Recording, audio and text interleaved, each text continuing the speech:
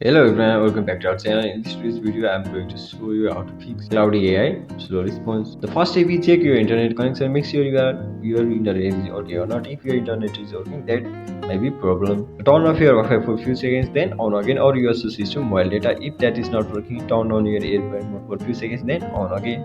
And the second step is restart the phone. Sometimes simple restart can fix many problems. This remove small bugs and glitches. And the other step is app update. Make sure you are already updated to the install your latest version. For the app update, go to your Google Play Store, App Store, then search for the app and click update option if it is available. So the another step is check your internet, check your server status. Make sure you are sometime. Then the other step is check your server status. The other step is check server status. Sometimes the problem is not from your side. The app server may be down, and many users also wait for some time and try again. Many users also may face the same issues. Then another step is clearing app cache.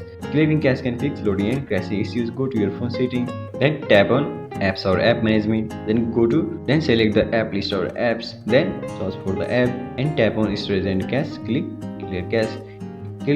This removes temporary file causing problems. And the last step is reinstall the app. If nothing works, reinstall the app, uninstall the app, restart your phone, install the app again from Play Store or App Store.